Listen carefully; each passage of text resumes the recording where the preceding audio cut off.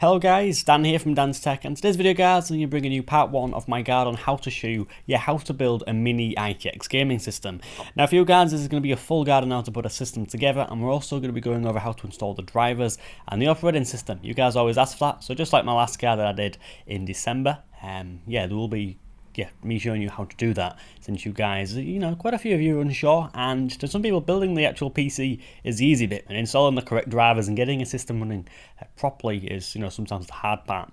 So as you guys, might remember, I did, do a review of a case, a Coolmaster case, and also, I did also have a look at the Asus H81i Plus motherboard. Yeah, it's a Mini-ITX motherboard. Very, very nice.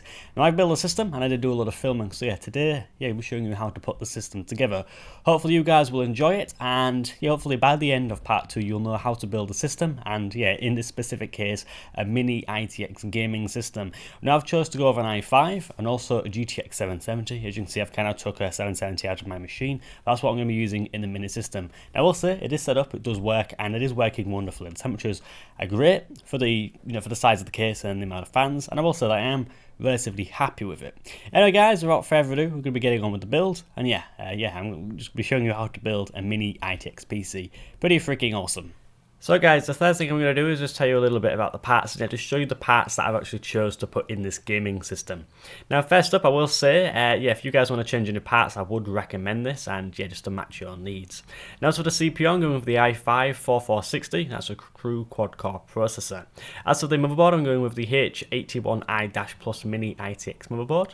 As for the power supply, I'm going with a Corsair CX500M, it's a modular power supply.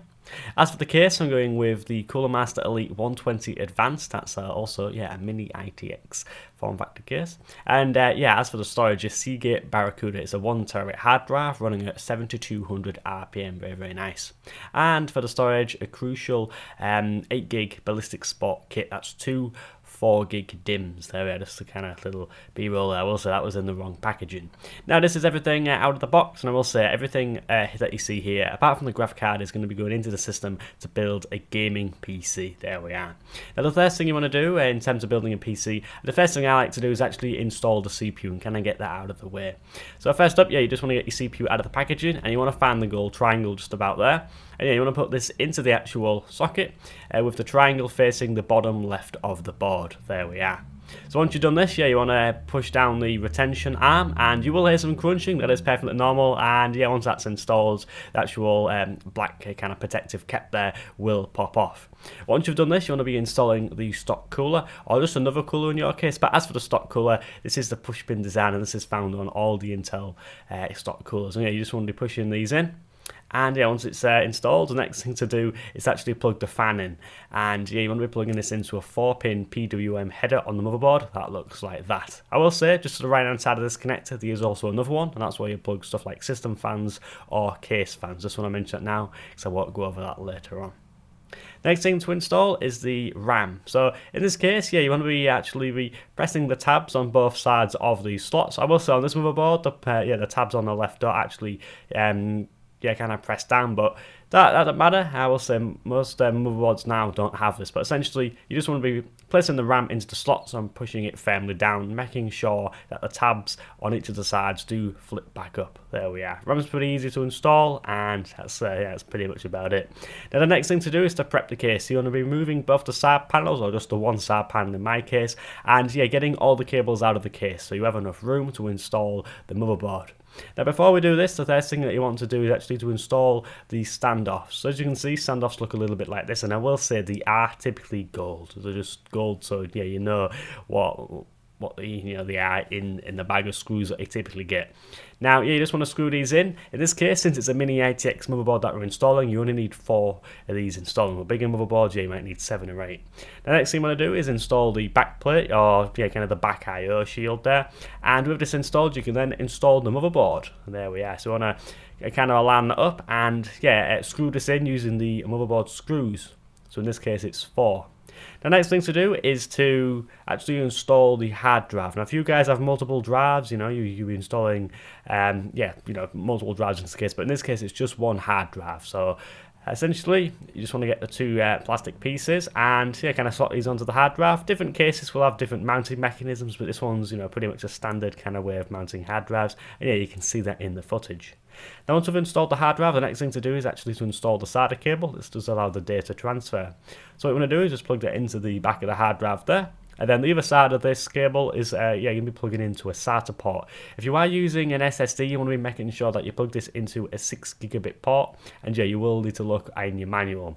Now talking about your manual, you will need to look into a manual how to install all these headers. Now this is a USB 2 header that plugs into a port that looks like that. Now once you've done this, you want to be also plugging in the USB 3 header. This one is very, very distinctive, and I will say the port will either be black or blue. I haven't seen them any other colour. So yeah, that just installs there, and that's that will enable your USB 2s and 3s to work on the front of your case. Now I will say I am not plugging in the HD audio kind of header. I prefer to plug my headphones into the back of the motherboard instead of kind of the port on the front of the case, and that is the best way to get the best audio. If you guys want me to go into a discussion on that in a later video, I can do. The next thing to do after you've done that is to actually plug in all these front panel kind of connectors, like the reset switch, the power LED, power button, hard drive activity light, all that kind of jazz. Now you will need to reference your manual, and I'm not going to go into detail of where to plug these in, but it will be somewhere where I'm plugging all of mine in, typically on a kind of in particular Mini-ITX board. So yeah, they all plug in there, and I will say they can be a little bit tricky, but that's kind of how it is.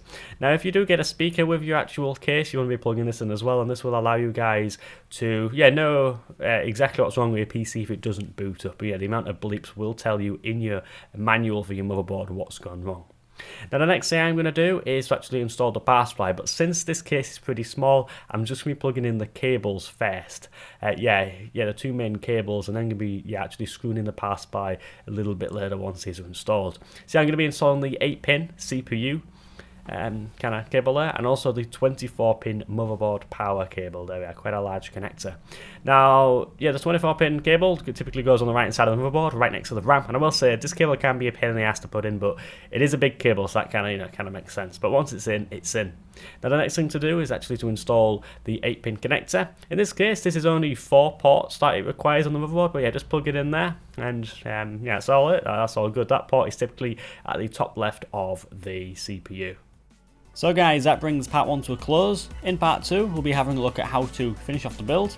We'll go over installing the operating system and also the core drivers and just a few select applications to get you guys running. If you've enjoyed this video and you've actually been able to build or actually finish a PC by just watching this part, congrats, and thanks for kind of tuning in. If you did like part 1, press that good old thumbs up button, subscribe, and we're bringing part 2 relatively soon, probably a day or 2. Anyway guys, thank you for watching. If you've got any comments, please put them in the comment section below, and that's about it guys. I'll catch you in the next video. Goodbye.